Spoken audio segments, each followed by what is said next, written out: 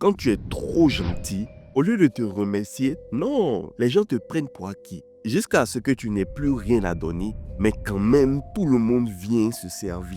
Bienvenue dans le piège des trop gentils. Ce poison doux, cette prison dorée dans laquelle tu t'enfermes toi-même. Parce qu'être gentil, c'est une qualité, mais être trop gentil est une faiblesse que le monde exploite sans pitié. Aujourd'hui, je vais te révéler 5 signes qui prouvent que tu en fais trop. Et surtout, comment t'en libérer sans devenir froid, sans perdre ton cœur. C'est possible. Reste jusqu'à la fin parce que la plupart des trop gentils ne réalisent jamais qu'ils sont en train de se faire bouffer vivant. Cette vidéo va t'ouvrir les yeux si c'est le cas. Sans plus tarder, on y va. Numéro 1, ton refus te culpabilise. À chaque fois que tu refuses quelque chose à quelqu'un, tu te sens mal. Inconsciemment, tu te sens obligé de dire oui à tout. Tu dis oui même quand ton âme hurle non. Tu dis oui pour éviter de décevoir, pour ne pas blesser, pour qu'on t'aime. Mais il faut que tu saches que refuser ne fait pas de toi quelqu'un de méchant. Non, c'est simplement une manière de protéger ton énergie. Tu connais sûrement ces moments où quelqu'un te demande un service. Tu n'as pas envie, tu es crevé.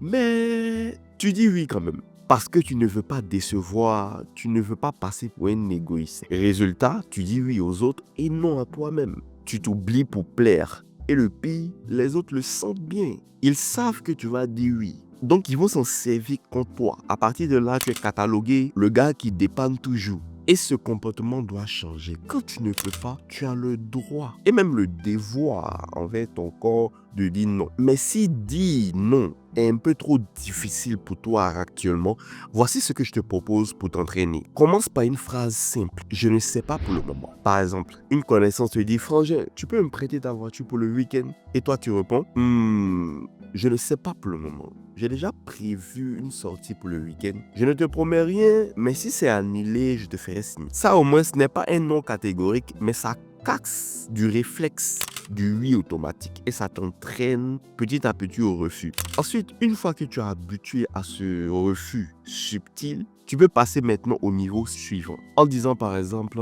malheureusement, ça ne sera pas possible.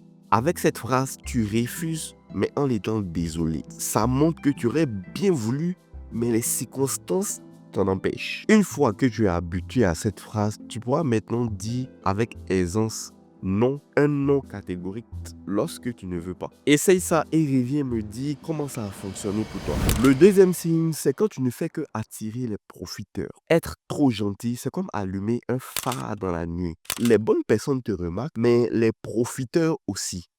Et eux, ils savent parfaitement appuyer sur tes boutons. Du genre, tu es tellement quelqu'un de bien. Je sais que je peux compter sur toi. Et boum, tu tombes dans le piège. Ce que tu dois faire, c'est d'apprendre à observer les actes, pas les mots. Parce que c'est facile de te flatter juste avant de te demander quelque chose. Non, c'est pas comme ça que ça marche. Un vrai ami te respecte quand tu poses une limite. Alors qu'un profiteur te fait culpabiliser quand tu dis non. En passant, si tu n'es pas encore abonné, je suis Mr. Wilf. Et sur cette chaîne, ma mission est de réveiller le leader qui sommeille en toi et de t'équiper pour que à ton tour, tu deviennes l'influenceur de ton domaine. Si c'est quelque chose qui t'intéresse, n'hésite pas à t'abonner, à liker la vidéo. Et si tu es du genre à aller encore plus loin, clique le premier lien dans la description et on se retrouve en privé. Le troisième signe, c'est quand tu t'excuses, même quand tu n'as rien fait. Pardon est devenu ton réflexe préféré. Quelqu'un te bouscule, tu dis pardon. Quelqu'un te parle mal, tu dis pardon. Même quand c'est toi la victime, quand même tu t'excuses. Tu ne t'excuses pas parce que tu as tort, tu t'excuses parce que tu as peur de déranger. Inconsciemment, tu veux que tout reste calme, que personne ne t'en veuille. Mais ce que tu ne sais pas, c'est qu'à force de t'effacer, tu deviens transparent. Ce que tu dois comprendre, c'est que tu ne dois pas t'excuser d'exister. Les gens qui te respectent vraiment ne veulent pas ton silence. Ils veulent ta vérité. Tu dois apprendre à dire, là, je ne suis pas d'accord avec toi. S'excuser n'est pas toujours la meilleure solution. Il faut clarifier les choses. Le quatrième signe, c'est que tu n'oses pas donner ton avis. Tu as peur de déplaire, peur d'être jugé, peur d'être rejeté. Alors tu préfères te fondre dans la masse. Tu es avec par exemple des amis, le débat s'enflamme, deux avis s'opposent. Toi, tu penses différemment, mais tu ne dis rien. Tu souris, tu hoches la tête et tu rentres chez toi frustré. Parce que là, tu n'as pas osé être toi-même. Ce que tu dois comprendre, c'est que quand tu ne donnes pas ton avis, tu n'es pas gentil, tu es invisible. Et l'invisibilité ne crée ni respect, ni amour, ni admiration. Alors, tu peux commencer petit. Exprime une idée, même si elle est simple, affirme-toi.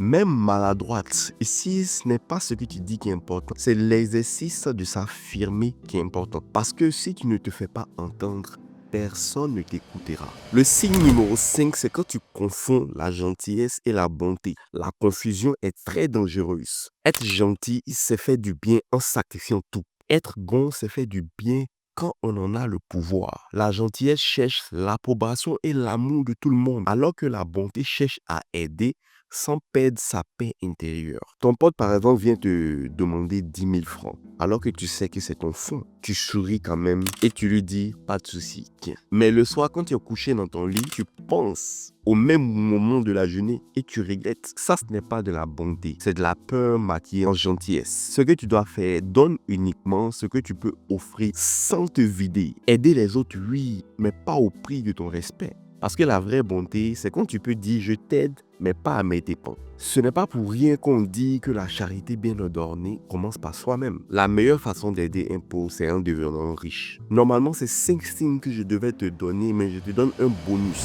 un 6e signe. Tu ne reçois jamais autant que tu donnes. Le trop gentil donne sans compter. Il donne son temps, son énergie, son attention, mais il reçoit des miettes. Et à force, il finit vidé, amer, avec ce sentiment d'injustice. Pourquoi les autres ne font pas pareil pour moi? Simplement parce qu'on n'enseigne pas aux autres comment nous traiter avec simplement les mots, mais plutôt avec ce que tu tolères. Autrement dit, ce n'est pas ce que tu dis qui va déterminer comment les gens se comportent avec toi. C'est plutôt comment tu réagis face aux situations. Ce n'est pas parce que les gens te disent de belles phrases que tu dois forcément, automatiquement les faire plaisir. Non, tu peux donner, oui. D'ailleurs, c'est très bon de donner. Mais idéalement, quand tu peux le permettre, et là où ton énergie est respectée. Pas seulement dans les mots, mais aussi dans les actions. Si actuellement tu constates ces 6 signes dans ta vie, c'est le moment de te réveiller. L'excès de gentillesse ne t'attirera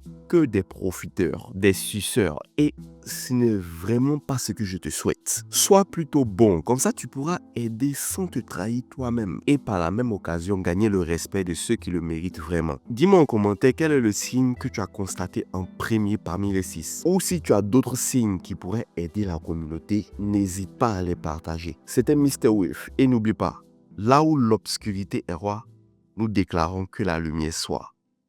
Peace.